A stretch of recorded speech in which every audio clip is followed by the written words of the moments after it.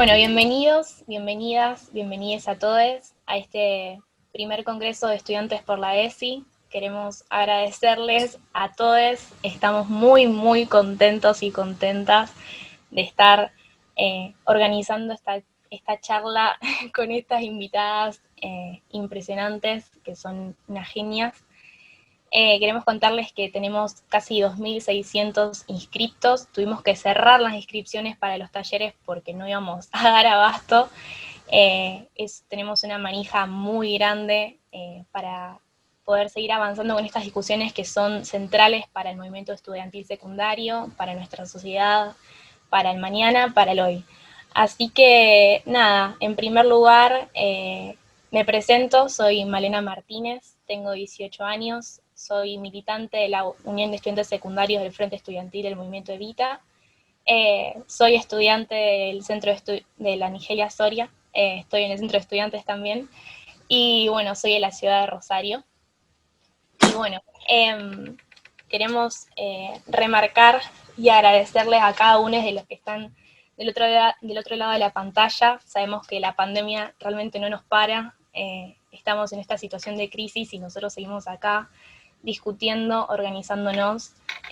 Como le contaba a las chicas recién, hace 2 meses que venimos organizando este congreso. Y bueno, queremos agradecerle a cada uno de ustedes y aprovechar las instancias de discusión para empezar a pensar como estudiantes secundarios, como estudiantes universitarios, como estudiantes terciarios, nuevas herramientas de transformación social que bueno, que es lo que venimos poniéndonos al hombro, a la espalda, que nuestro cuerpo vive constantemente militando. Así que nada, en primer lugar vamos a presentar a Dora Barrancos, socióloga e historiadora feminista, y también asesora presidencial, a Graciela Morgade, subsecretaria de Democracia y Participación del área del Ministerio de Educación, y a Luciana Pecker, periodista y escritora especializada en formación de género. Así que nada, un gustazo estar acá con las tres. Estamos todos súper manijas, muy contentos de estar aprovechando estas instancias. No sé si quieren introducir algo, quieren contar algo antes de arrancar con la charla.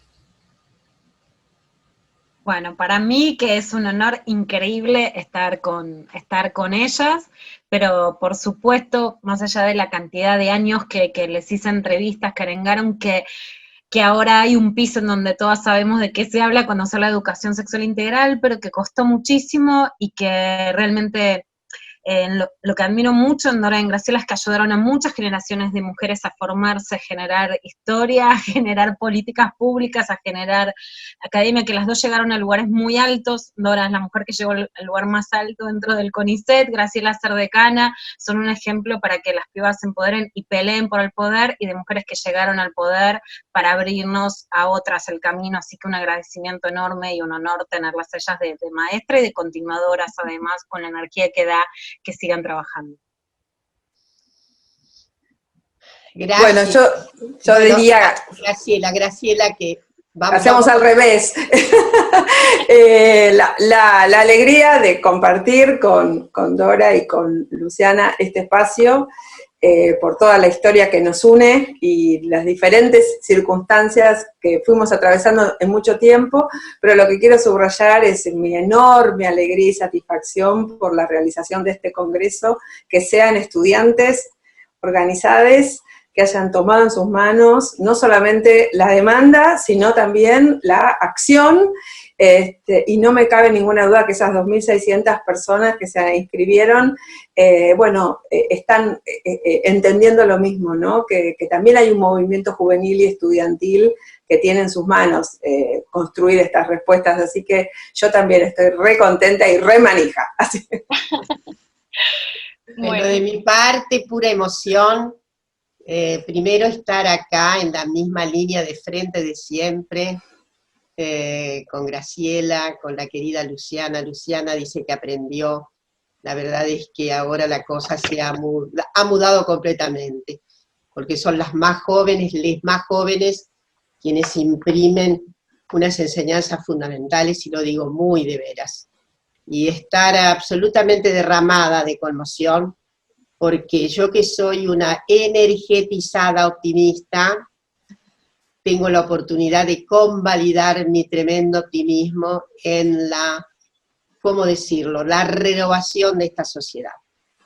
Esta renovación está ahí con ustedes, les jóvenes, y entonces esta cita me parece un momento muy particular, muy luminoso, que nos permite efectivamente pensar que hay futuro, hay mucho futuro, hay muchísimo futuro. Así que bueno, abrazo inmenso antes que nada. Bueno, antes de empezar queríamos comentarles a todos que contamos con la adhesión de 13 federaciones de todo el país, de las 2 coordinadoras nacionales de estudiantes secundarios, también de varias federaciones universitarias, y contarles que bueno, que para el cierre también vamos a contar con la presencia de Nicolás Trota, que es ministro de Educación de la Nación, así que nada, también estamos muy contentos como para tirar el chivo también. Y bueno, para arrancar queríamos como traer un poco a discusión y a colación todas estas preguntas que venimos teniendo los estudiantes secundarios, los estudiantes universitarios, terciarias, que tienen que ver justamente con esta deuda que venimos arrastrando hace muchos años a pesar de la aplicación de la ley y de cómo se legitimó en 2006.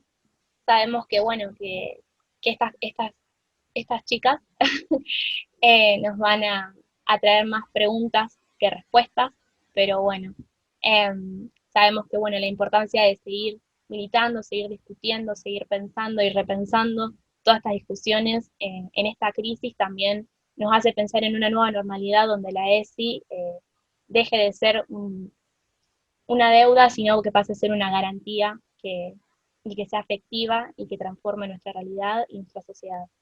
Así que, nada, para arrancar, capaz traer algunas preguntas que tenemos como todos dando vueltas en la cabeza, justamente esta cuestión de por qué es tan importante la ESI para pensar una sociedad sin violencia, cuál es el estado también de Argentina frente al resto de los países latinoamericanos en materia de género, en materia de educación sexual integral, qué deudas también tiene la ESI, qué cosas necesita avanzar.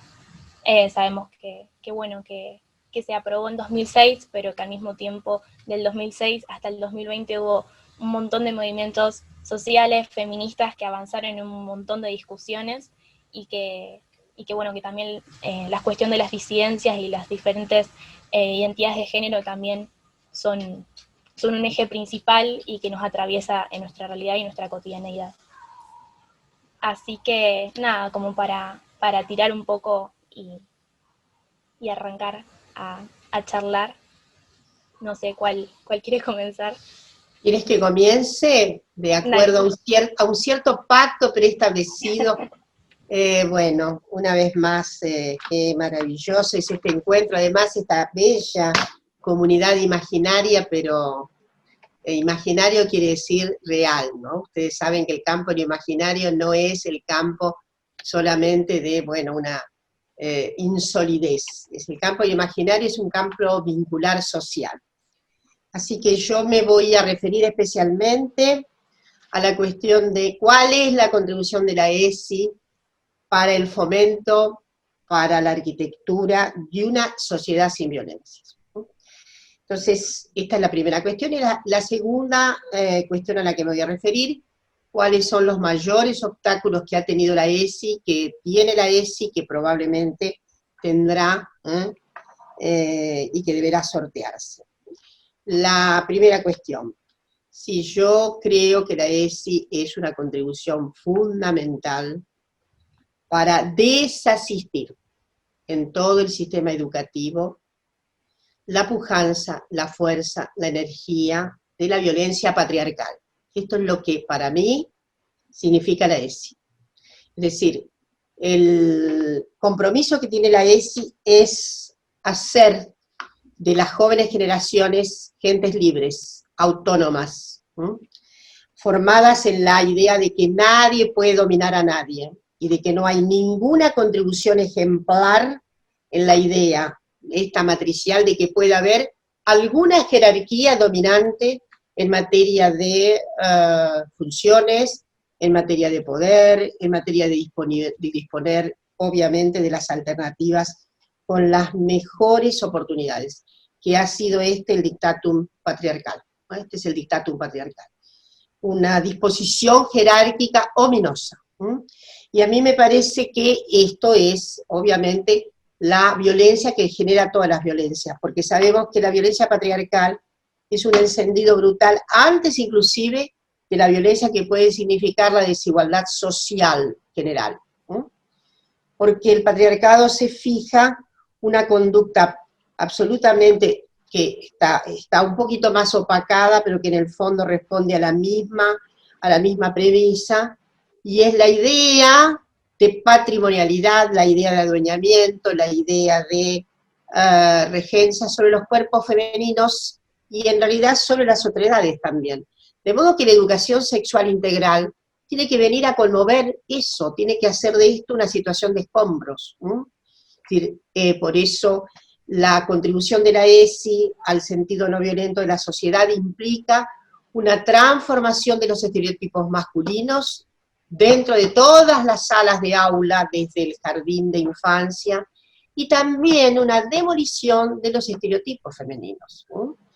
Es evidente que los estereotipos masculinos tienen esa construcción íncita, violenta, esa idea de una masculinidad que tiene un vigor particular, que se obliga a hazañas obviamente violentas, y que además dispone de poderes absolutamente discrecionales con referencia a también las mejores oportunidades que han sido solidificadas en el cuadro social. Entonces, el lenguaje violento tiene ahí una articulación decisiva, y la escuela que practica con hondura la ESI debe desasistir al patriarcado de su hegemonía en todo el sistema educativo.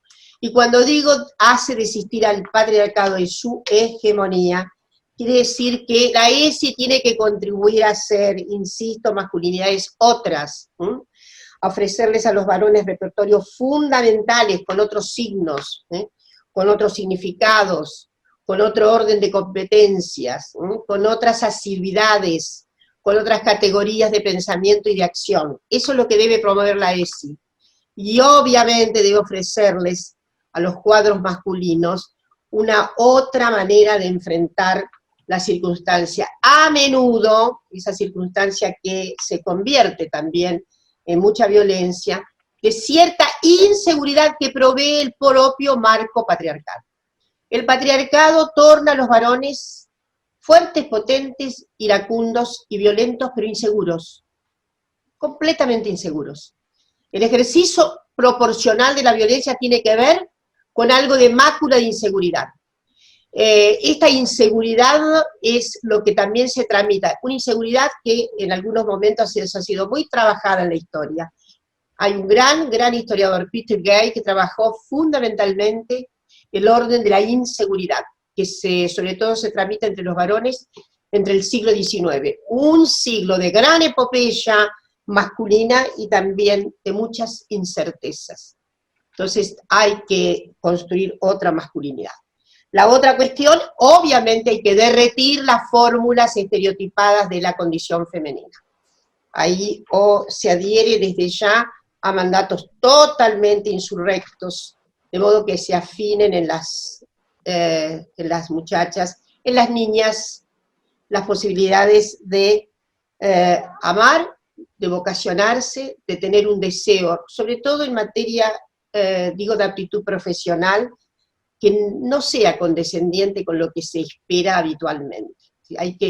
La ESI tiene que instalar fuertemente el condimento de asegurarles a las jóvenes la idea de una gran oportunidad para otro tipo de aventuras, con relación al conocimiento, con relación a sus posibilidades, con relación a sus otros intereses, ¿no? Es decir, la ESI tiene que asegurarle a una niña adolescente que si quiere ser pilota de avión, puede ser pilota de avión. Es decir, va mucho más allá que el examen meramente indicial de la sexualidad. No escapa que todo esto tiene que ver con algo que para mí es fundamental. Y cómo la escuela se deja de robustecer la idea de que hay una idiosincrasia niña y hay un idiosincrático niño, y que hay algo que espera que sean las niñas y hay algo que se espera que sean los varones.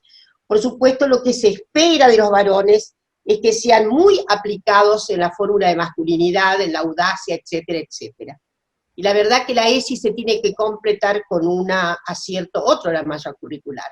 La ESI tiene que permitir que se reflexione acerca de la tonta oportunidad diferencial que significan deportes de niñas y deportes de niños. Si la ESI no llega a que las personas reflexionen en la escuela acerca de la tontería, y además de la insidiosa circunstancia que representa que haya un programa de deportes para niñas y otro para niños, que haya motivos de niñas y motivos de niños, ahí estaremos fracasando con la ESI. Finalmente, en orden a esto, decir que la ESI tiene que asegurar que la moral nada tiene que ver con la naturaleza. Lo que hay que inculcar es que, miren, la moral sexual nada tiene que ver con lo natural. El cuerpo puede estar hecho de determinada manera. El deseo seguramente puede ir en otro sentido. Pero el sentido en el que va el deseo no se puede aplicar como a menudo ocurre, sobre todo en las clases de biología, que se enseña la biología como un deber ser. Perdón, en la propia biología hay ejemplos de no deber ser de la naturaleza. La naturaleza está plagada de una sintonía no moral. Pero, obviamente, la rectitud disciplinaria y sobre todo canónica en que se tramita el conocimiento que se imparte en las escuelas, es como si la atribución de moral depende de lo que dice el dictado de la biología. Los animalistas se comportan también de manera muy anómala. Y si hay algo importante que saber, es que no hay ninguna regla moral que dé la naturaleza. La regla moral, en todo caso, la ética, los conjuntos de circunstancias por las que reglamos vidas democráticas o autoritarias, es algo que tramitamos acá, en la sociedad, no en la naturaleza. Por lo tanto, ese es un programa de ESI. Ese es un programa, el que tienen que reclamar ustedes con mucha fuerza. Y la última cuestión que me preguntas es sobre las dificultades. Bueno, las dificultades están a la luz, mejor dicho, a veces están a las sombras, pero generalmente algunas son muy patéticas y efectivamente se sobreinstalan de manera muy translúcida, y eso es más fácil de ver, porque ahí están las enemistades que tiene la ESI. Yo pienso que hay una gran cantera de enemistad en algunos depósitos que tienen que ver con justamente esto que acabo de decir, fundamentalismos atávicos que dicen que la naturaleza da una norma moral. Entonces ahí hay un fundamentalismo, a veces ni siquiera es un fundamentalismo religioso. Adversarios religiosos es un grupo importante. Por supuesto que la adversidad religiosa puede permitirse creer que la naturaleza es un orden moral, que no se puede de ninguna manera alterar, o que, en todo caso, esa confesionalidad religiosa tal vez pueda decir o argumentar que es Dios el que ha hecho a las criaturas en orden a una arquitectura masculina y una arquitectura femenina, y que no puede haber ningún desplazamiento. La verdad es que quiero convencer sobre todo a las personas muy creyentes que Dios está ocupado en otras cuestiones y no en estas. Hay que desocuparlo a Dios de estas cuestiones. Dios tiene mucha otra ocupación que ocuparse de esta desventurada noción. Entonces, no es ni la naturaleza la que comanda la moral, ni Dios puede proponernos una moral que efectivamente no tiene significado ni siquiera para Él mismo. No tiene significado para Dios esta moral, y lo digo en serio.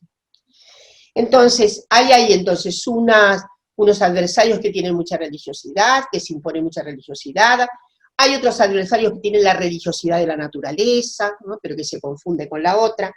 Hay adversarios que son simplemente conservadores por estilo, por formas, por ganas de que nada cambie. Nos encontramos mucha gente que dice siempre fue así. Y ni siquiera tiene la autorización. Bueno, alguien puede decir siempre fue así porque Dios lo quiso. Siempre fue así porque el orden natural lo quiere así. No, hay gente de cantera absolutamente conservadora porque sí. no tiene ganas. Y además también, con esto voy a terminar, a mí me parece, y vuelvo a la idea de inseguridad, la inseguridad como generadora de violencia. A lo largo de la historia también se ve la inseguridad como generadora de violencia, ¿no? Las humillaciones que se han hecho fórmulas de mucha inseguridad para muchísima gente, se tramitan luego en forma violenta, ¿no es cierto? Entonces también debe haber mucha gente muy insegura. Mucha gente debe oponerse a la ESI porque vaya a saber qué desata en ella misma. ¿Qué autoriza la ESI en aquellos muros de contención?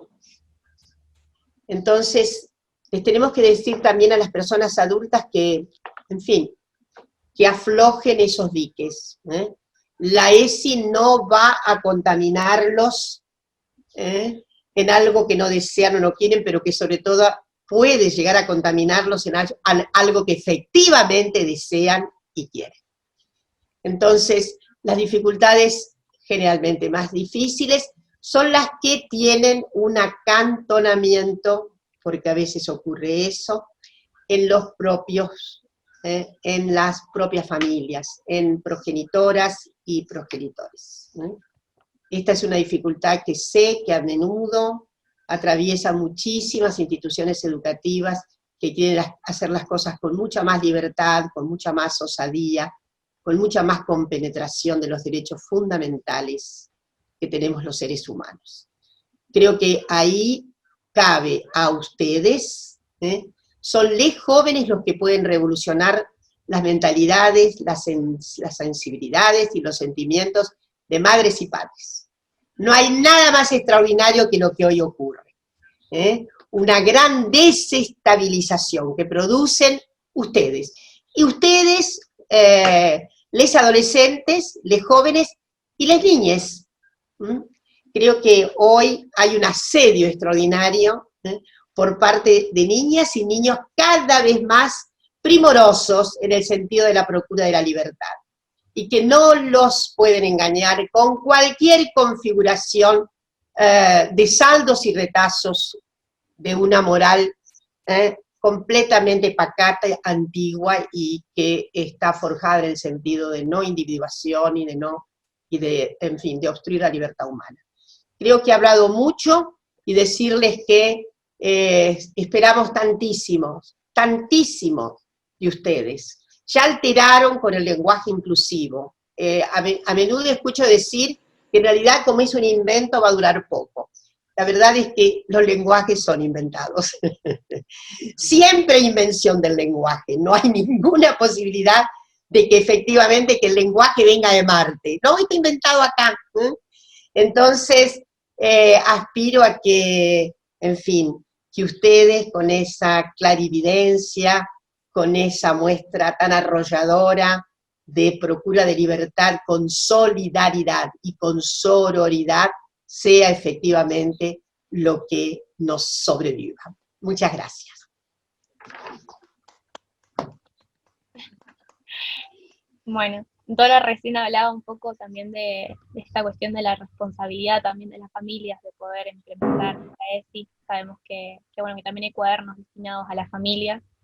Y bueno, capaz preguntarle a Graciela esta cuestión también de cuál es la responsabilidad del Estado frente a las deudas que tiene la ESI, y también qué avances, bueno, tiene, como pregunté antes, y qué avances debe tener la ESI también en cuestión de materia de género. Sabemos que, bueno, tuvo bastantes debates durante todo este tiempo, y es necesario reactualizar ciertas terminologías, ciertas definiciones.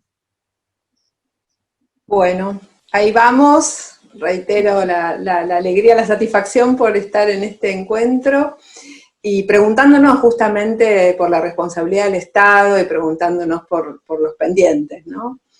Y quisiera apelar de alguna manera a la génesis de este propio encuentro, porque es un encuentro organizado por centros de estudiantes, por bueno, el estudiantado organizado, en donde evidentemente hay no solamente una valoración, sino un ejercicio de la práctica de la política, ¿no? Y creo que la educación sexual integral justamente es uno de los grandes proyectos pedagógicos que logró de alguna manera sintetizar movimientos políticos, producciones de movimientos políticos identitarios, ¿no? El movimiento social de mujeres, los movimientos de la disidencia sexual, los movimientos académicos, ¿no? La producción académica y el debate académico, que también nutren y fundamentan la ESI, son parte de sus antecedentes, y en una fuerte decisión política, ¿no? En el año 2006 hubo una decisión política que tuvo que ver con el Ejecutivo, el Legislativo, los movimientos, la academia, y se vota una ley, pero que es una ley que fue la que se pudo votar. Y esto también apelo a nuestro carácter de militantes y de comprender la política, ¿no? Porque es importante también subrayar que en el año 2006 se votó una ley que fue una ley breve, una ley que de alguna manera delegó la reglamentación en el Ministerio de Educación. O sea, le tiró la pelota al Ministerio de Educación, ¿no? Si no se lo hubiera tirado, tal vez no salía la ley. O tal vez salía una ley, digamos, bueno, aún más sintética o menos elocuente que la que tenemos, ¿no? Pero subrayo esto porque también sabemos que la ESI votada, los lineamientos curriculares del 2008, no son lo que hoy entendemos como educación sexual integral. Y eso forma parte de la vitalidad de este campo. Y ahí, cuando pensamos históricamente, y siempre lo marco, porque además feministamente, ¿no? Siempre honramos a quienes nos antecedieron, historizando, lo que vemos es que hay otras leyes que también ampliaron el espectro, el campo de alcance de la ESI, ¿no? Porque en el año 2009 se vota una ley de protección integral contra la violencia hacia las mujeres, y empieza a visibilizarse a nivel normativo que es necesario la presencia del Estado para visibilizar y de alguna manera prevenir y proteger y defender, ¿no? En el año 2010 se vota la ley del matrimonio igualitario, y las compañeras que estaban trabajando en escuelas en esa época o que estaban haciendo investigación decían, los debates de la ley de matrimonio igualitario hicieron más por la ESI que 200 horas de cursos de capacitación docente, porque son debates sociales que, ¿no? La ESI tiene justamente esa posibilidad, que es ser sensible a las diferentes ampliaciones que los debates sociales proponen. Y yo siempre hago esta historización porque en el año 2012, cuando se vota la ley de identidad de género, muchísimas de las discusiones respecto de la ESI dieron una vuelta de tuerca, porque también hay que decirlo, la ley del 2006 no introduce el concepto de género, por ejemplo, y era todo el contexto del debate y todas las personas que estaban ahí colaborando, afirmaban una posición desde la perspectiva de género, pero en la ley no quedó. Pero la Argentina, 6 años más tarde, produce una ley de identidad de género que habilita justamente a que en el marco de la ESI también empiecen de alguna manera a salirse del binarismo del inicio, ¿no? Esa cuestión de mujeres y varones, y se empieza a visibilizar las identidades sexogenéricas que forman parte de todas estas opciones y de todas estas experiencias que tenemos las personas, y los sujetos sexuados que somos, ¿no? Y pensemos en las marchas de Ni Una Menos 2015, y también pongo este ejemplo, porque en el 2015 y las marchas de Ni Una Menos, y este proceso histórico en que aparece la juventud, nosotras siempre decimos, la ESI se hizo feminista en el 2015. ¿Y por qué? Porque justamente empieza a visibilizarse con toda claridad un posicionamiento mucho más contundente de que la ESI está en realidad intentando visibilizar y contribuir a luchar justamente con esa matriz patriarcal y heteronormativa de la que hablaba recién Dora, ¿no? Si a eso le sumamos, en el 2018, todo el debate por la legalización del aborto, la marea verde, las discusiones en las calles y esos momentos históricos maravillosos de tener miles y miles y miles de chiques mirando pantallas cómo se debate en el Congreso, ¿cuándo pasó? ¿Cuánto hace que en la Argentina no hay jóvenes, muy jóvenes, mirando un debate del Congreso? No sé, me acuerdo y me da piel de gallina ahora mismo, por ejemplo, ¿no? Bueno, toda esa producción histórica es una producción que fue ampliando la matriz de la ESI. ¿Qué significa esto? Y voy a poner un ejemplo puntual. Cuando se elaboraron los contenidos y se elaboraron los lineamientos curriculares, la categoría infancias trans no estaba consolidada, no estaba trabajada. Es más, todavía había búsquedas respecto de si la identidad sexogenérica, yo mismo lo dije, yo a veces digo, si encuentran un trabajo mío de hace 25 años, no me crean mucho porque pienso otras cosas. En aquel momento decíamos, la identidad sexogenérica se consolida en la adolescencia, ¿no? Decíamos eso. Entonces, ¿qué pasaba? Hasta la adolescencia estaba el poder médico, el poder psicológico y la escuela tratando de que volvieran a esa matriz del patriarcado heteronormativo, y entonces un niño que jugaba con muñecas se decía, bueno, ya va a jugar con autitos, ¿no? Ya se va a hacer hombrecito. La categoría infancia trans, con la que hoy trabajamos, es una categoría que permite pensar que, bueno, que muy tempranamente, que las identidades se construyen muy tempranamente y que existe el derecho justamente de esas niñas a expresarse y a vivir su identidad, sus cuerpos de la manera en que lo sienten. Y eso es un cambio actual. Y es un cambio que, bueno, que llevó un tiempo. Si a eso le agregamos, ampliaciones que tienen que ver con lo que hoy llamamos los feminismos populares, y la mayor interseccionalidad entre las luchas de los feminismos y los movimientos de la disidencia sexual, con la lucha contra el empobrecimiento y por la mejora de las condiciones materiales de vida, la lucha contra el racismo, ¿no? Y la xenofobia, son luchas que se fueron en los últimos años articulando fuertemente. Entonces, eso también tiene que ver con la educación sexual integral, porque hoy pensamos una educación desde una pedagogía feminista, popular, y que la escuela pública, la escuela, sea una sede de esa pedagogía pública y popular, ¿no? Y la vuelta de tuerca de la epistemología feminista también está subrayando que, además de la pedagogía, tenemos que criticar a los saberes, a los conocimientos.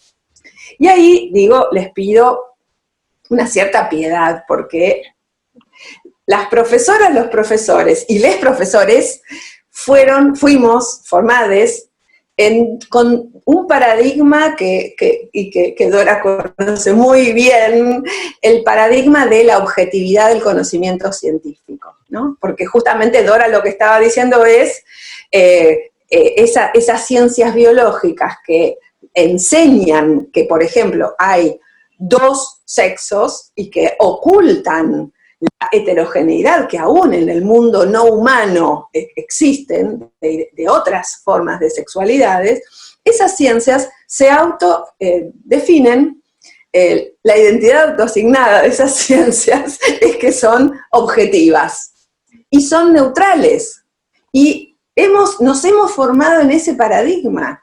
Entonces, discutir lo que hace la ESI, lo que hace la perspectiva de género, es meterse con esos saberes de referencia con los que nos formamos profesoras y profesores, y durante décadas y durante siglos, diríamos, en las universidades se construyeron y se reconstruyeron. Entonces, ahí hay un pendiente que tiene que ver con discutir el conocimiento en sí. Si a eso le sumamos la discusión del lugar, porque también las profesoras y los profesores nos formamos en un paradigma que fue que nosotros tenemos que saber más. Y la ESI nos pone en una situación, en la situación de la duda, la situación del no saber, que desde el punto de vista de la pedagogía feminista es la situación más extraordinaria en la que te puede poner un momento pedagógico, que es decir, ¿sabés qué? No sé. ¿Sabés qué? Vamos a buscar juntos, juntas, juntes, preguntémonos, hay diferentes posiciones, dudar, y salir del lugar de la concentración del conocimiento. Esto es algo que, sobre todo en la escuela secundaria, es bastante difícil de lograr, ¿no? Entonces, como decía Dora, aparecen las resistencias y aparecen inclusive, por supuesto, las negaciones contundentes a desarrollar la ESI, ¿no? Yo querría también, para ir redondeando esta primera intervención, subrayar también, bueno, por un lado en Argentina el proceso es, comparado con otros países de América Latina, es un proceso sumamente interesante, complejo y reconocido como una especie de caso, ¿no? ¿Y qué pasó? ¿Por qué Argentina es un caso? Y Argentina logró, en una época, en los gobiernos, sobre todo de Néstor y de Cristina, un sistema legal muy importante de sostén. Entonces tenemos leyes, pero también tenemos un movimiento social, y tenemos movimientos sociales, y incluyo fuertemente al estudiantado organizado, que sostiene y sostuvo inclusive durante los años del macrismo, experiencias de base en pequeños colectivos, entre los cuales incluyo colectivos de docentes. Y la ESI tiene un potencial enorme porque hay grupos de docentes, porque hay estudiantes, porque hay sindicatos, porque hay universidades, y ahora hay un gobierno que vuelve a tomar la bandera del cumplimiento de todas las leyes, y en particular la de la educación sexual integral, ¿no? Pero creo que en Argentina el fenómeno de la ESI tiene mucho que ver con que hay un movimiento social de sostén, y por eso en Chile ahora están discutiendo una ley de educación sexual integral y están apelando también a los movimientos sociales que en Chile sabemos que han venido haciendo mucha fuerza, ¿no? Y creo que la perspectiva futuro es intentar sostener esta vitalidad de la educación sexual integral, alimentada, yo a veces digo, alimentada por la militancia, alimentada por las diferentes formas de la organización social que tienen que ver con la educación, ¿no? Poder recuperar todas esas experiencias y no obturarlas porque, digo, si tengo un poquito de credibilidad, créanme, no podemos esperar a hacer 200 cursos de ESI para que todos los profesores y todas las profesoras y todos los profesores hagan. No hay tiempo, no hay capacidad, ni hay presupuesto. Lo que tenemos que hacer es continuar con toda esta articulación que creo que es tan potente y que tiene que ver con la movilización alrededor de la ESI, ¿no? La movilización va a defender a la ESI cuando sea atacada, y también va a pinchar un poquito a los gobernantes cuando se queden un poquito dormidos, y entonces van a tener que venir a insistir, ¿no? También creo, y recupero lo que dice Dora, y lo voy a volver a decir y a insistir, creo que tenemos que poder identificar las diferencias entre las distintas resistencias. Nosotras vemos, haciendo experiencias de formación docentes, que a veces hay unas resistencias que tienen que ver con el desconocimiento de qué significa la educación sexual integral, y el desconocimiento que se completa mal, porque hay algunos factores de poder interesados en completarlo mal, digamos, ¿no? Entonces aparece, ¿qué va a pasar si le enseñan no sé qué cosa a mi hijita de 5 años? Cosa que me escribió una mamá en Facebook una vez, ¿no? Y para poder distinguir esas resistencias, lo central es, me parece, es conservar una posición docente. Y docentes de todos, estudiantes docentes, todos docentes, que es hablar y dialogar y abrir preguntas y poder distinguir eso, ¿no? Cuando la resistencia tiene que ver con el desconocimiento o con el tabú, o con querer ocultar algunas situaciones de violencia padecidas, o con el querer preservar privilegios, que esa es la más complicada, ¿no? También hay resistencias militantes, y ahí ya es otra, el registro es otro, ¿no? Cuando el partido político resiste a la educación sexual integral, el año pasado tuvimos una experiencia de uno de los candidatos a presidente hablaba en contra de la educación sexual integral explícitamente. Pero digo, esto es un sector absolutamente minoritario. En el medio hay mucho para trabajar.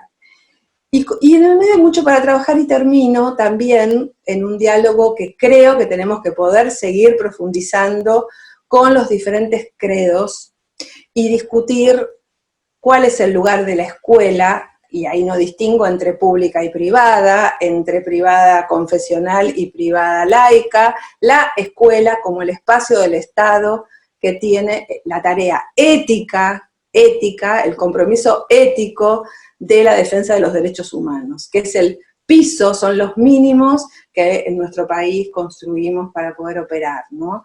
Y tenemos que seguir conversando, y tenemos que seguir conversando con todas las comunidades religiosas para poder ampliar justamente la llegada y poder construir algunos acuerdos que tengan que ver con que vivimos en un país soberano con un conjunto de leyes y de normas que nos alojan a todos, a todas y a todes. Y ser muy claras, muy claros, muy clares en eso. Y quienes somos docentes tenemos que ser, en ese punto, funcionarios del Estado, porque somos los capilares del Estado, ¿no? Y eso lo tenemos que seguir trabajando y pensando. Así que bueno, con todos esos pendientes tenemos mucho para hacer, me imagino. Bueno, nada más, gracias.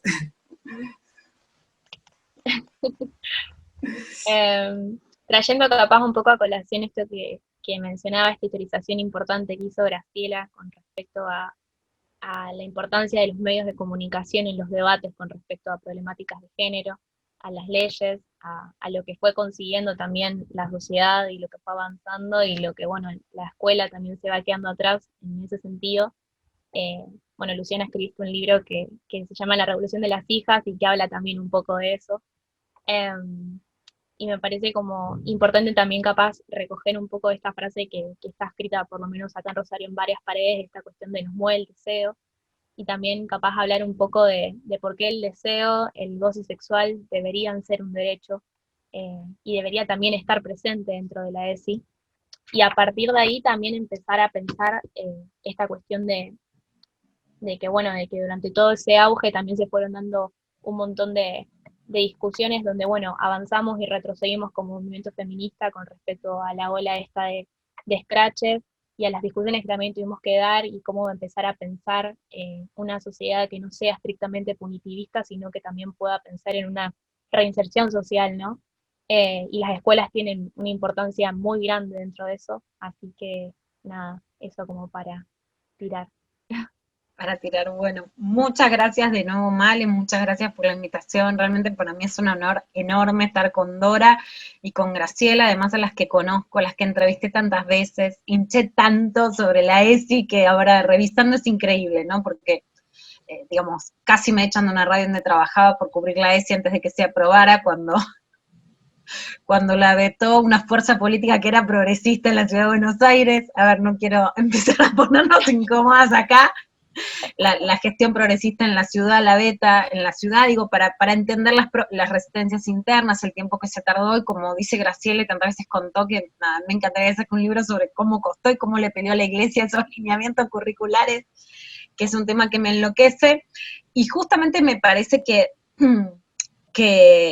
Male, ahí está el centro de lo que estamos hablando, que es el goce, ¿no? Y también le quiero mandar un saludo, que me preguntó por el link Flor de la B, que quería ver lo que está trabajando sobre educación sexual, que esta semana la entrevisté en lo intempestivo y me contaba que jugando en el jardín de infantes le gustaban los disfraces, que la maestra llama a su papá, que cuando ella llega, su papá le da una paliza, ¿no? Entre esa maestra, que además genera y admite la violencia, demoniza una identidad de género, y bueno, y las maestras que yo amo, las llamo las metidas, que son maestras rurales que entrevisté y que están bueno, en la Revolución de las Mujeres, no era solo una píldora, pero están en Notas, que son las maestras rurales, que con su guardapolvo almidonado, lo que hacían es cuando llega un chico, una chica golpeada a esta escuelita de Entre Ríos, muy cerca de una comunidad evangélica, llaman para ver qué le pasaba, porque obviamente detectaban la violencia, y dicen, ¿usted qué se mete? Y en el pueblo la llaman las metidas, ¿no? Para mí ese es el centro de la educación sexual, de lo que hemos conseguido, y por supuesto también muy claramente de los desafíos de ampliar la ley de educación sexual integral. Por supuesto, me parece que el tema de salirse de la educación binaria es central, ampliar la diversidad sexual, por lo menos de los temas, retomar, digamos, de la agenda anterior al macrismo, en donde, si bien por suerte se pudo continuar con cierto marco institucional, y en eso dependería agradecer a quienes la pudieron sostener, pero aplazada, ¿no? Y me parece que ahí sí también entender que se intentó renovar la ley después del fracaso de la interrupción legal del embarazo, y que quienes decían que no hacía falta la ley de aborto legal, porque para eso de la educación sexual, fueron los que boicotearon en comisión esta renovación de la ley de educación sexual integral, ¿no? O sea, yo creo, y está buenísimo lo que dicen Dora y Graciela, de que no todos los sectores son iguales, de que hay gente que en realidad no sabe o la asusta, y que hay que ser docentes y pedagógicas en eso. A mí me gusta cuando las jóvenes son impacientes y dicen, yo porque tengo que enseñar, pero nosotras que somos más grandes no podemos montar esa mochila, y hay sectores organizados que en ese sentido sí, más allá de lo religioso, hay que saberlos, ¿no? Y que son sectores políticos que yo no creo, digo, a mí me parece que en la pandemia termina de quedar demostrado, a mí por lo menos me sorprende, sinceramente, con ingenuidad lo voy a decir, que quienes decían estar a favor de las dos vidas, defiendan políticas que quitan vida, ¿no? Y en este sentido Brasil es un claro ejemplo, con una mortalidad materna de más de 270 muertes, y yendo a estos sectores a gritarle asesina a una niña de 10 años por querer acceder a un aborto. Yo creo que se fueron realmente de la idea de valores. Ahora, son sectores políticos organizados de la ultraderecha en los derechos civiles, y a la vez que tienen un plan económico ultraliberal, básicamente vienen a generar la reforma laboral que no pudieron en otros gobiernos populares, y que la concepción de castrar la sexualidad y de controlar el cuerpo de las mujeres y las disidencias sexuales es central para poder implementar sus políticas económicas, ¿no? En ese sentido sí creo que hay que ser estrategas políticamente. No creo que sea el mejor contexto para debatir leyes, el actual. Me parece que sí habría que intentar poner normativa del Ministerio de Educación, no soy muy operativa, entonces les voy a pedir, por ejemplo, un pedido y una propuesta que yo le hago al Ministerio de Educación en este contexto, es que haya un 0800 ESI, más allá de que está el 0800 de la línea de salud sexual, que de hecho es una línea que amo y que funciona muy bien en el Ministerio de Salud, yo creo que tiene que haber un 0800 ESI, porque creo que también está el 144 en el Ministerio de Mujeres, pero que los pibes tienen un vínculo con los docentes, con la escuela, de poder denunciar abusos, de poder denunciar malos tratos, que en un año en el que no van a poder recurrir a la escuela, necesitan tener la atención pedagógica y sentir que está la ESI, al margen del mundo de situaciones en relación a la ESI. Pero si bien el Ministerio de Educación puede decir, bueno, para el tema de violencia hay otro ministerio, para el tema de anticonceptivos hay otro, yo creo que la ESI es un fenómeno cultural, y que ese fenómeno cultural hay que responderle, y que algo que aprendí y que me encanta, que me enseñó Graciela, es algo maravilloso que hicieron los pibes, que es revalorizar la escuela. En una entrevista que te dice que me encantó ese concepto, hay algo que nos pasó a las que somos madres, con todos los conflictos que eso lleva, pero las pibas vinieron a revalorizar la maternidad. Dora, las pibas vinieron a revalorizar la historia, era algo que no nos esperábamos y que era buenísimo, y Graciela me enseñó un concepto que me encanta, que es que las pibas vinieron a revalorizar la escuela, dicen queremos más escuela, y yo creo que el ministerio les tiene que responder, ¿no? Aunque puedan decir que burocráticamente corresponde a otras áreas, yo pido un 0800 ESI en este año de pandemia, porque creo que para pibas que pueden estar sufriendo abuso, malos tratos, pibes con identidad de género disímiles que en la escuela tenían un lugar de escucha, hoy no la tienen, y que el canal que han encontrado los pibes es el Ministerio de Educación, es a través de la escuela, y que esa respuesta tiene que dar y que puede servir para canalizar otras. Yo creo que la gran diferencia, bueno, durante la gestión de Silioni fue la impresión de materiales. Cuando vos más le decís el cuadernillo de las familias, es porque, y acá me acuerdo el número porque soy periodista y todo el tiempo le exigía a Silioni que me dijera cuántos materiales imprimía, el de las familias tuvo 60.000 impresiones, que fue la tirada más grande a diferencia de los otros cuadernillos, y de hecho el macrismo después lo que dijo es que no hicieron nada porque tenían mucho impreso, porque les había quedado mucho guardado.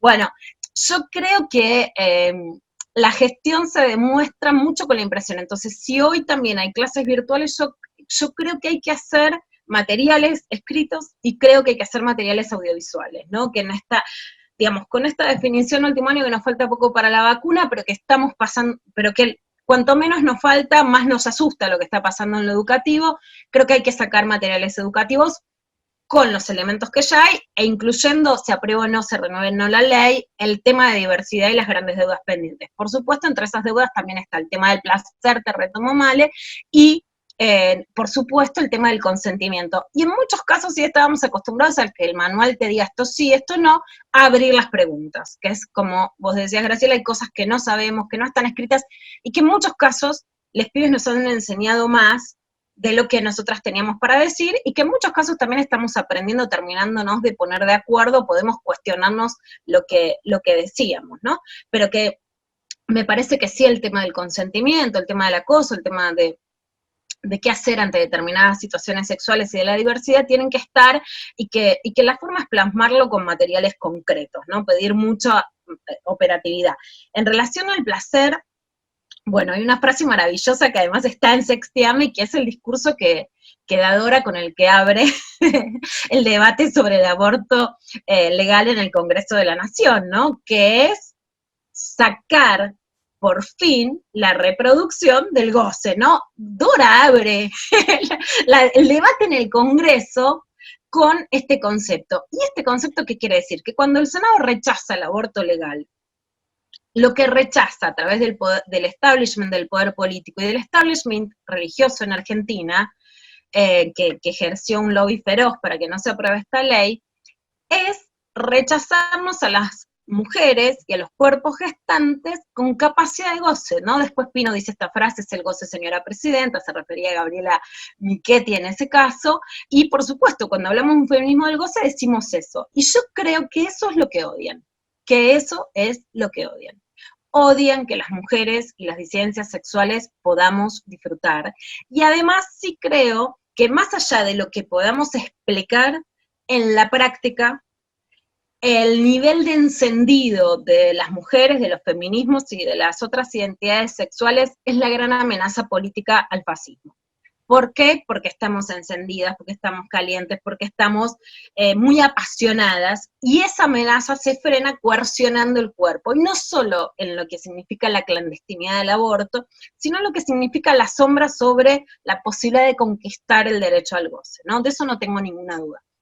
Por supuesto, creo que los manuales clásicos de educación sexual abordan cómo cuidarte de un embarazo, cómo usar anticonceptivos, cómo cuidarte de un abuso, pero que no abordan cómo llegar al placer.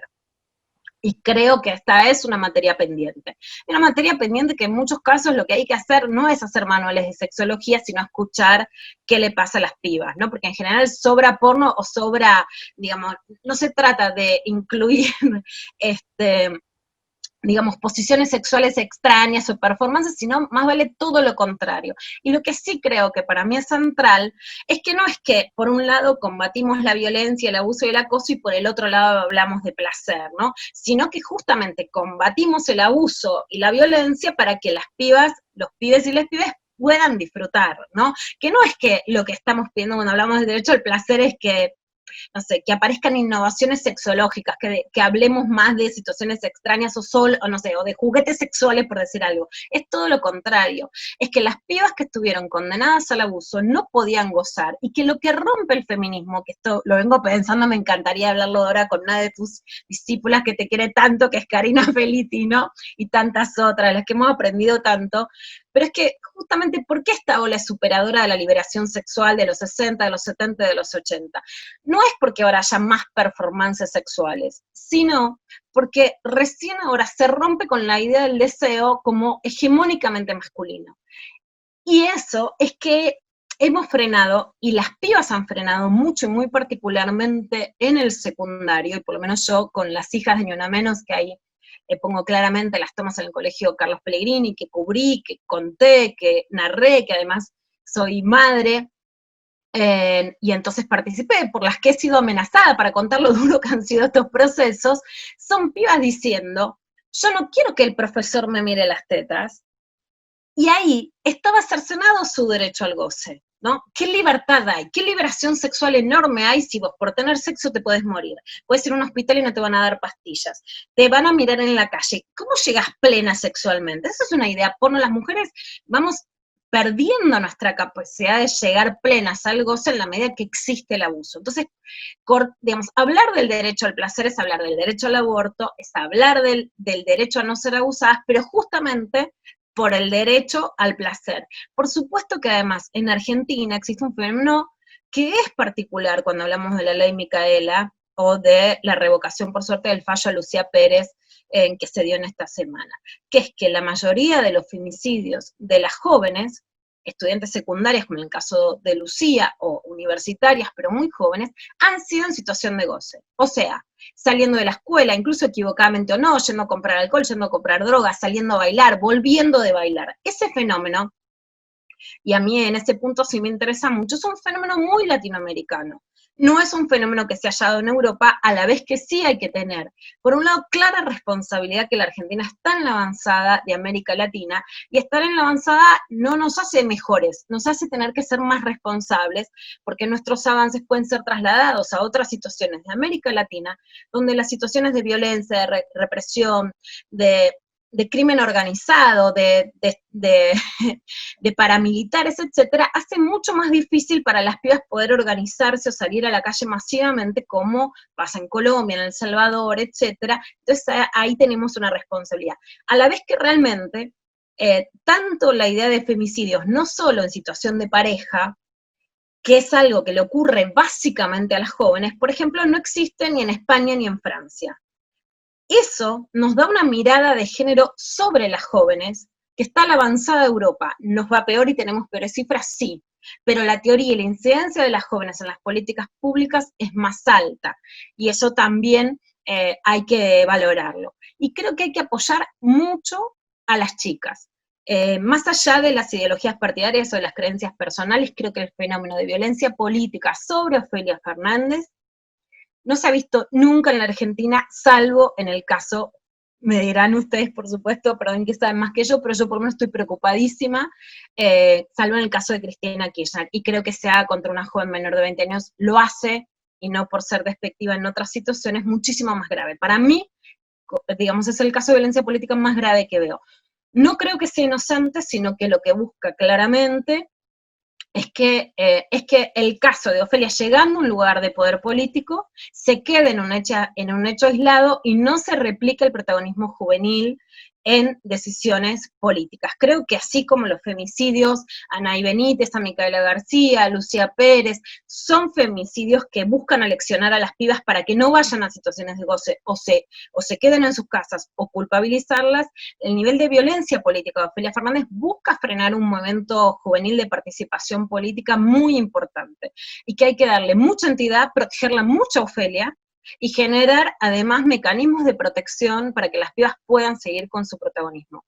Un dato que me parece central es que hasta los últimos datos que llegué a buscar, que están en la Revolución de las Hijas, las chicas son presidentas del 15% de los centros estudiantes. Hoy hay un 50% de participación política en el Congreso, entonces las jóvenes no pueden tener menos niveles de poder. Y un fenómeno que sí vi claramente es que sin el protagonismo de Ofelia y en ese momento quien era su secretaria en el Centro de Estudiantes, Victoria Caminos, los temas de acoso no hubieran llegado a los niveles a los que llegaron. Entonces creo que hay que fomentar la participación política, de liderazgo y de poder de las jóvenes, y que además, si salen del secundario, ese liderazgo, elijan el camino que elijan, no tiene que ser el único en la legislatura o la representación política, pero puedan explayarse, porque hay una descalificación a la condición de joven que realmente me parece muy alarmante para que pueda continuar un proceso tan interesante.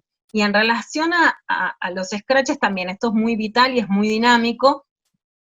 Es cierto que todas nos hemos asustado mucho, además quienes somos más grandes, de la cantidad de scratches a varones jóvenes, pero acá sí me parece que hay que hacer una diferencia sustancial, ¿no?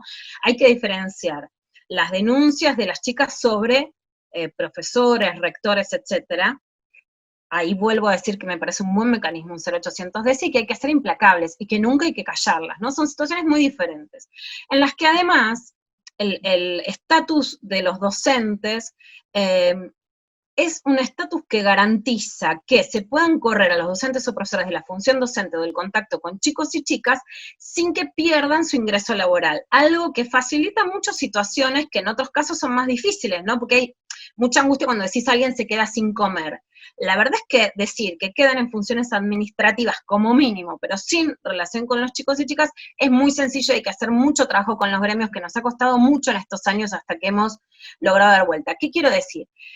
Que la capacidad crítica del feminismo y de pensar, por ejemplo, de que ahora todas, y yo coincido porque no soy punitivista, de no nombrarnos como punitivistas, tenemos que tenerle mucho cuidado, porque a un proceso que apenas está empezando, que tiene tantas resistencias, que nos ha costado tanto, que simplemente no jerarquicen a un preceptor. El Pellegrini estuvo parado meses, porque querían ascender a alguien que había sido violento y que a mí me lo contaron que le había pegado con una escoba a una chica.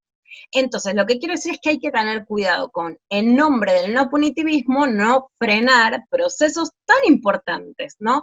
A mí las pibas me han contado, no juego al vóley porque va el profesor de educación física y me mira. Entonces, ¿qué goce hay si las pibas no pueden jugar y los varones sí? En el proceso con adultos creo que hay que no retasear el proceso, sino profundizarlo y escuchar profundamente la palabra de las chicas. En el proceso de scratches tan fuerte, además, y tan masivo, a pares, o sea, a varones adolescentes, por supuesto, lo primero es que creo que ahí hay que hacer una enorme diferencia entre adolescentes y adultos. Básicamente creo que también hay que diferenciar, el concepto que yo propongo es el gradualismo, o sea, no todas las situaciones son iguales. Entonces, si incluso dentro de una escuela o de alguien que es adolescente se produce una situación muy grave, por ejemplo, un abuso o una violación, que no le pongamos a todo la palabra abuso, ¿no? Sino que podamos calificar de abuso, creo que esa situación no hay que minimizarla. Como otras situaciones que las chicas han relatado incansablemente en muchos scratches, no creo que haya que callarlas, pero que no tienen la misma graduación, porque ahí sí, si ponemos todas las escenas en la misma graduación, lo que puede pasar es que las situaciones más graves tengan impunidad, y ese es un lugar al que yo no quiero retroceder, o que las chicas se callen porque se las culpabilice ahora de que hablar sea punitivista, y yo no quiero que apenas estamos comenzando con que las chicas logran hablar y las callemos. Yo creo que ese es un proceso inverso. Lo que sí creo, y yo también quiero hacer una propuesta concreta, es que creo que los adultos han sido poco responsables, han culpabilizado a las chicas, y a la vez, por supuesto, no creo que la solución sea estigmatizar o tirar un paredón a varones adolescentes. Creo que además ahí la escuela tiene una enorme oportunidad, porque lo que no te pasa con un varón de 25 años, de 35, de 40, donde el Estado no tiene ningún vínculo, es un adolescente que tiene que ir a escuchar la voz del Estado, como decía Graciela, a través de la escuela. Entonces es una enorme oportunidad la que hay con varones que tienen algún indicio de situación abusiva, de machismo, de violencia, para frenarlo y para reparar. Yo lo que creo es que hay que armar consejos interdisciplinarios para varones adolescentes. Que es cierto que hemos llegado a un punto del estallido del feminismo que no se puede, no creo que hay que frenar todos los scratches, no frenaría nunca la palabra de las chicas, pero no me parece la solución que hay que proponer desde el Estado. Creo que el tratamiento de varones tiene que tener una entidad propia, Y creo que eso se tiene que hacer el Estado. Creo que es más fácil de las municipalidades, o sea, creo que debería ser una propuesta a la Ciudad de Buenos Aires, a Rosario, por el tipo de esquema, en donde las situaciones más graves, digamos, lleven a algún tratamiento, donde se pueda hablar de reversión.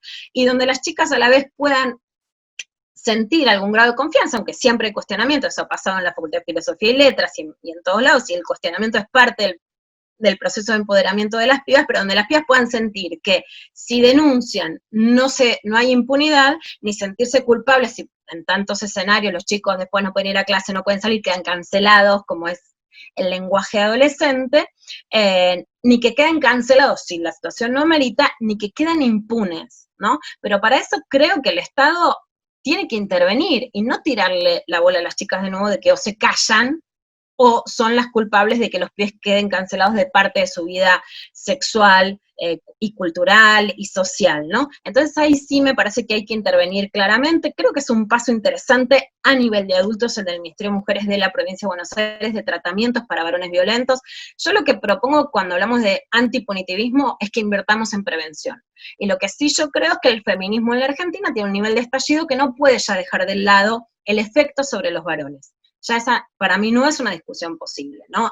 Tenemos un nivel de transformación en donde eso es muy importante, y es cierto además que si no, los varones quedan o del lado del fascismo o sin saber qué hacer. Entonces creo que hay que intervenir con los varones. Pero vuelvo a recalcar muy fuertemente, no para que haya impunidad sobre los actos que realmente perjudican a las chicas y nunca para que la palabra de las chicas quede cercenada o culpabilizada. Bueno, todo lo que tiraste tipo es una locura. Estoy anotando uno por uno. Ya son más de las 8 y bueno, Dora justo tiene otra actividad y tiene que retirarse, así que... Un placer inmenso, ¿eh? Les felicito, ¿eh? Y esta preciosa reunión esta noche esférica, así, muy maravillosa. Bueno, les abrazo fuertemente, uno de esos grandes gustos nocturnos en cuarentena. Muchas gracias. Chao, Dora. Muchas gracias. Muchas gracias a vos. Bueno, estábamos pensando, me dicen por la cucaracha, de que capaz quienes quieran hagan preguntas también para hacerle a las invitadas, para seguir un poco con el debate. No sé cuánto tiempo tienen ustedes como para ir siguiendo también y ir calculando. Un ratito, dale, adelante, claro. Si hay preguntas, genial. Bueno, sí, así que nada, ahí nos va a ir mandando por la cucaracha las preguntas. Me parece como muy, muy piola todo lo que fue trayendo Lu a la discusión, esto de no frenar, la forma de expresar de cada compañera esas situaciones de abuso, de violencia que sufren, sino empezar a pensar en prevenciones y en herramientas de prevención que tiene que brindar el Estado. Pensar, nosotros, por lo menos en mi escuela, veníamos pensando también en gabinetes psicopedagógicos, en protocolos de género. Quería preguntar, esto es como algo ya más personal, preguntarle a Graciela si han pensado capaz lanzar alguna propuesta o algo similar, o qué se viene trabajando desde el Ministerio con respecto a esto también. Igual les comento que no depende de mi área la ESI, y es una definición porque bueno, yo me dedico a la ESI con una línea de trabajo hace mucho en la Facultad de Filosofía y Letras, pero sí, a ver, quería por ahí, retomando un poco lo que dice Luciana, y también pensando un poco una experiencia, que no es en el nivel secundario, pero es en la universidad. Es evidente que promover la discusión de protocolos es un proceso político, institucional, formativo, ¿no? Entonces, discutir la construcción de un protocolo ya en sí es un proceso institucional, ¿no? Bien interesante. Y deberían tener, no sé, Malena, si tu escuela tiene, por ejemplo, no, mi escuela hay algún... Bueno, o sea, por eso, impulsar la creación de protocolos, ¿no? Yo diría tampoco pedirle a los protocolos, o sea, ¿qué ha pasado? ¿Cuál es la experiencia? Los protocolos tuvieron una capacidad para, bueno, abrir justamente espacios de confianza, espacios no amenazantes, para que se pudieran comunicar las situaciones que, bueno, que a veces son extremadamente dolorosas, ¿no? Y en realidad hay muchas mujeres y muchas chicas que se callan, que les da vergüenza, que se meten para adentro y bueno, y quedan cada vez más en soledad con ese secreto. Bueno, de alguna manera los protocolos sirven para despenalizar a la persona víctima, porque esa es un poco la trampa de la posición, de la situación de la persona que es violentada, ¿no? Que además parece que es la culpable, o se siente culpable, o la hacen creer que es culpable, ¿no? Pues se lo buscó. Los protocolos tienen mucho eficacia en eso, en despenalizar y ofrecer espacios para la denuncia. También los protocolos han construido procedimientos de acompañamiento, bueno, de atención a las situaciones. Y bueno, para ser breve, yo creo que lo que todavía falta es de lo que está hablando Luciana y la pregunta que ustedes le hicieron, que es, bueno, ¿y qué hacemos después, no? ¿Qué hacemos con la persona? Por ejemplo, ¿qué hacemos con el ofensor? Como dicen en Uruguay. En Uruguay le dicen el ofensor, ¿no? ¿Qué hacemos con el ofensor? Y ahí viene la pregunta, ¿se sanciona? Y no estoy hablando de los scratches, ¿no? Estoy hablando de una institución que, bueno, ¿y qué hace? Y ahí es todo otro camino para recorrer políticamente, que es, bueno, una vez que se produjo el evento, ¿qué modos de atención le damos? Que van efectivamente desde sanciones, que son sanciones que pueden ser hasta extremas, por ejemplo, la expulsión, digamos, porque también se puede expulsar, o se puede echar de un trabajo, por ejemplo, ¿no? O sea, si hay un profesor abusador, se hace un juicio académico y pierde su trabajo. Pero ese es como un extremo, porque es un extremo de que no da cuenta de la multiplicidad de otras situaciones de violencia, porque las violencias son violencias simbólicas que se tramitan de maneras, a veces hasta con el humor, con el lenguaje, con la mirada, ¿no? Y van increyendo, por supuesto, hostigamiento y hasta la violación. Pero entonces digo, todavía hay un proceso de búsqueda y tenemos que construirlo, que es, ¿qué hacemos entre la sanción institucional que existe y otras formas de, bueno, que Luciana justamente hablaba, ¿no? Bueno, ¿hay reversión? O sea, ¿qué pensamos de un joven? Y ahí, quiero decir, mi convicción pedagógica, tenemos que trabajar educativamente, tenemos que trabajar formativamente, tenemos que multiplicar los mecanismos, las herramientas del Estado para trabajar con esas personas, con esos pibes, con esos varones. Yo me resisto, pero casi diría profundamente, personalmente me resisto a pensar que un pibe de 16 años no pueda ser, bueno, no pueda transformarse, no pueda visibilizar el daño sobre sí mismo y que le hace a las otras personas, y esos son procesos educativos, y hay procesos educativos, algunos son terapéuticos también, porque también a veces son terapéuticos, y algunos otros que hemos explorado, por lo menos en la Facultad de Filosofía y Letras, con casos leves, que eran del estilo probation, que es algo que, bueno, que es consensuado con la persona que denunció, que es que ese estudiante, y lo hemos hecho, ese estudiante tenía que,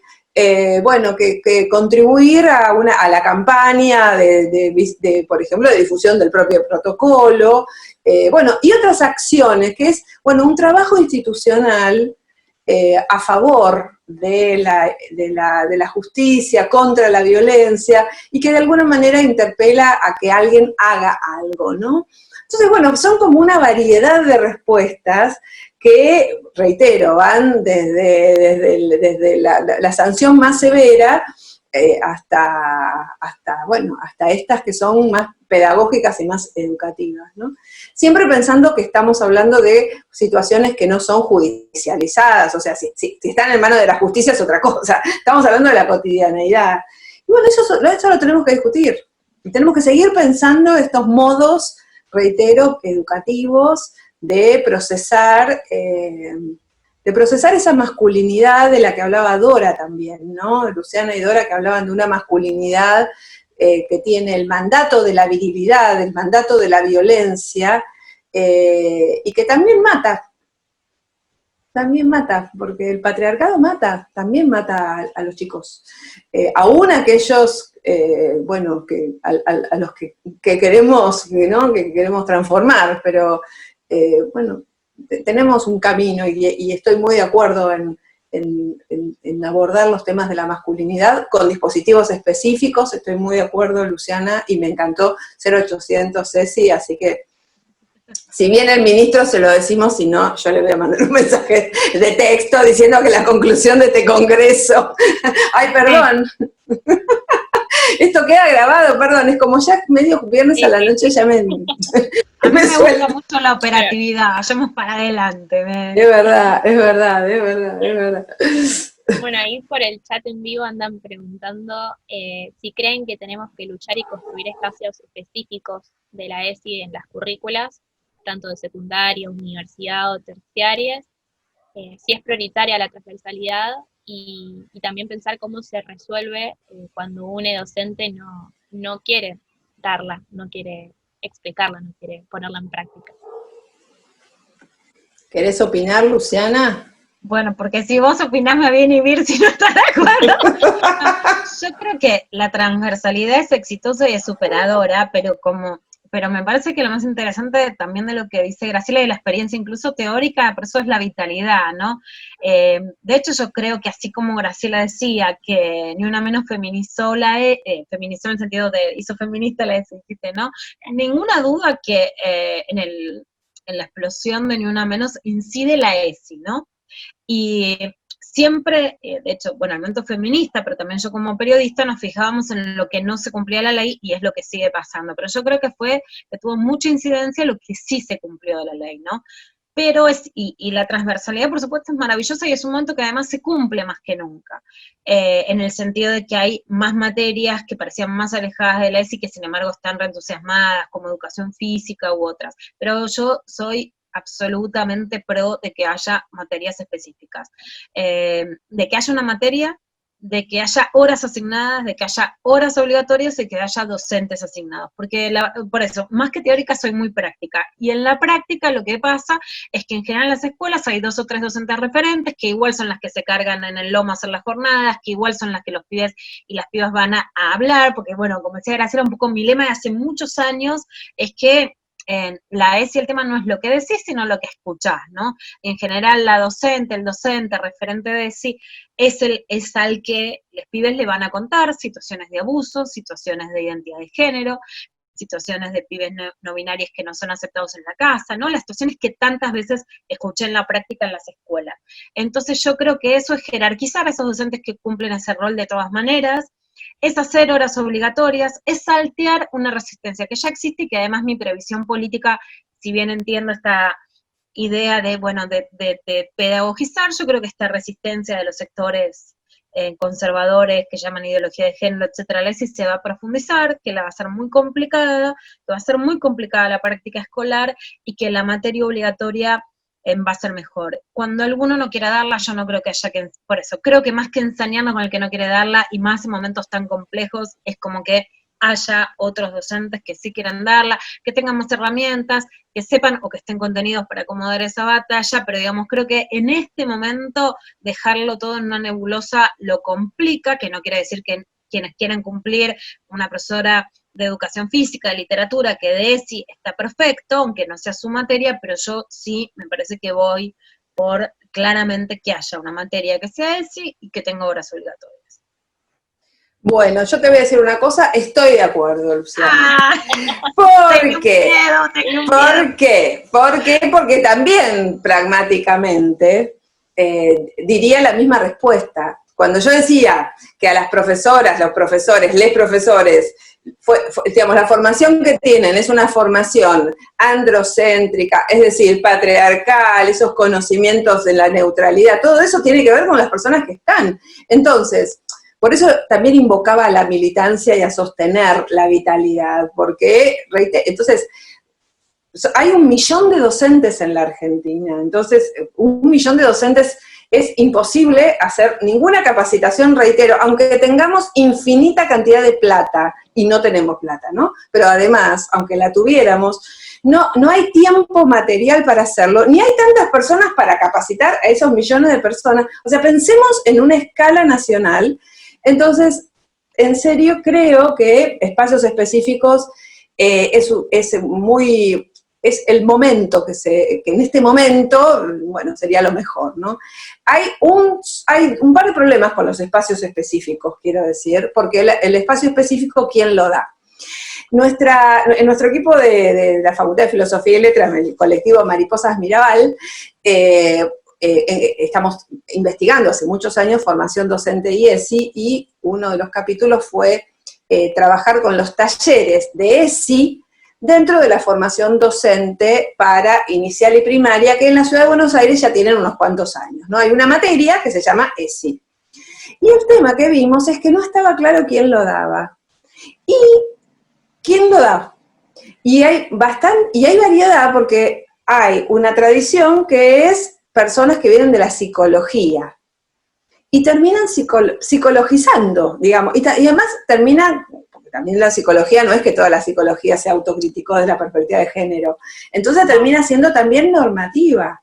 Entonces, otra que venía más de una tradición de las ciencias sociales y más de hacer un análisis desde la perspectiva de género, movimientos, etcétera, etcétera, que por supuesto de nuestra perspectiva era, bueno, superador de la mirada estrictamente psicológica, pero poco pedagógica.